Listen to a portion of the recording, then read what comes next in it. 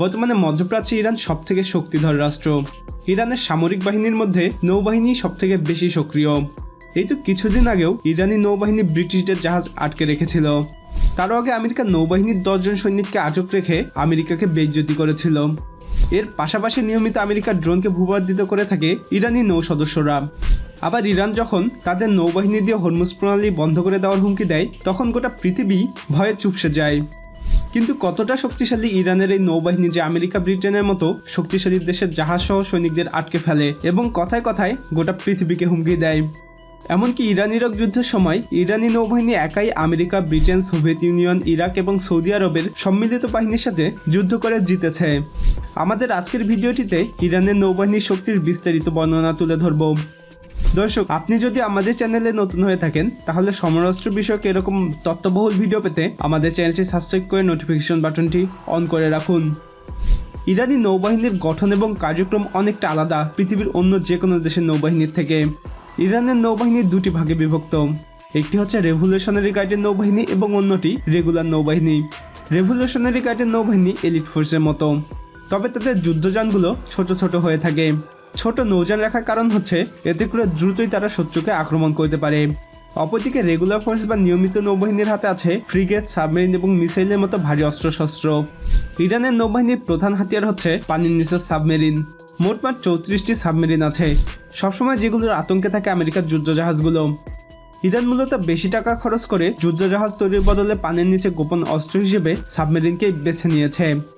সাবমেরিনের সুবিধা হচ্ছে এগুলো কোথায় আছে সহজে তা বোঝা যায় না। এর উপর ইরানের বেশিরভাগ সাবমেরিনেই পিচ্ছি পিচ্ছি গাধি ক্লাস সাবমেরিন, যেগুলো মাত্র 29 মিটার হয় এবং জাহাজ বিধ্বংসী 2টি টর্পেডো বহন করতে পারে। সেই সাথে ওয়াটার মাইন এবং মিসাইল তো আছেই। যেহেতু এগুলো খুবই ছোট, তাই এদের অবস্থান নির্ণয় করাও কঠিন, আর চলাচলও করতে পারে দ্রুত। এই পিচ্ছি সাবমেরিনগুলো দিয়ে যখন তখন আমেরিকার যে কোনো জাহাজকে চোরাগোপ্তা হামলা করতে পারবে ইরান।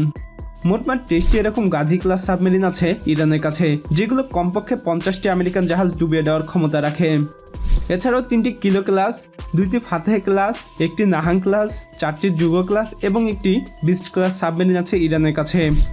এর মধ্যে রাশিয়ার তৈরি 3টি কিলো ক্লাস সাবমেরিন সব থেকে শক্তিশালী।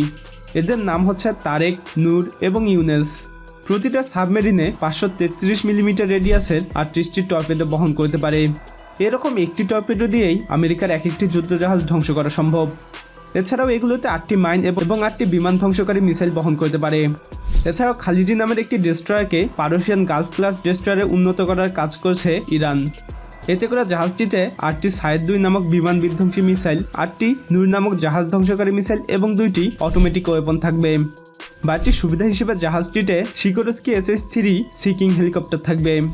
সাহান নামের আরও একটি অত্যাধুনিক ডেস্ট্রয়ার জাহাজ বানানোর কাজ করছে ইরান, তবে এটা সম্পর্কে বিস্তারিত কিছু জানা যায়নি।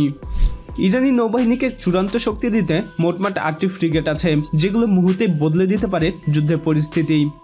কারণ ইরানের নিজেদের তৈরি এসব ফ্রিগেটে সি কিলার, সি ক্যাট, মার্ক 10 ল্যাম্বো এবং মার্ক 8 মোডের মতো বিভিন্ন বিমান এবং জাহাজ বিধ্বংসীকারী মিসাইল সহ অটোমেটিক ওয়েপনে ভরা।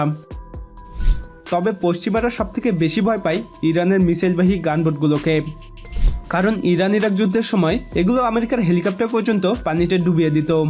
মূলত এসব কারণে ইরানের নৌবাহিনী আমেরিকা এবং ব্রিটেনের নৌবাহিনীকে বুড়ো আঙুল দেখিয়ে হরমুজ প্রণালী দখল করে রেখেছে।